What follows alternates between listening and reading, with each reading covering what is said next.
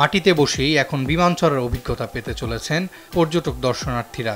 আর্জেন্টিনার পরিবেশ পরিচ্ছন্নতা সংস্থা ইকোনোভার মালিক ও ব্যবসায়ী অস্কার স্কোরজা নিয়েছেন এমনই এক অভিনব উদ্যোগ। তৈরি করেছেন বিশ্বের প্রথম বিমান হোটেল। আন্তর্জাতিক মাদক চোরাচালান কেলেঙ্কারিতে প্রায় 2 দশক আগে বন্ধ হয়ে যায় সাউদার্ন উইন্ডস এয়ারলাইন্স। এই বিমান কোম্পানিরই 3টি অব্যবহৃত বিমান কম দামে কিনে নেন স্কোরজা।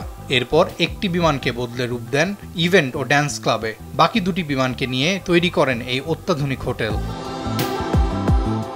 এই হোটেলে রয়েছে 8টি ডাবল রুম, যার প্রতিটিতে রয়েছে অত্যাধুনিক সব সুযোগ সুবিধা।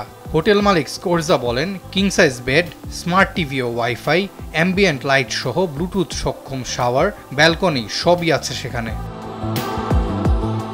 গ্রামীণ পরিবেশে এমন 2টি বিমান দেখে বিস্মিত অতিথিরা। প্রতিটি রুমের নাম রাখা হয়েছে স্কোরজার ব্যবসার সাথে জড়িত বিভিন্ন দেশের নামে। তবে সবচেয়ে আকর্ষণীয় ব্যাপার হলো, কেবল 1 নম্বর রুমের অতিথিরা বিমানের ককপিটে প্রবেশের সুযোগ পান।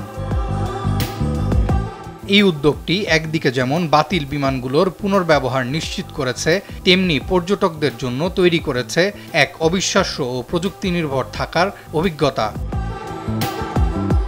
আরাফাত ইয়াসার, RTV।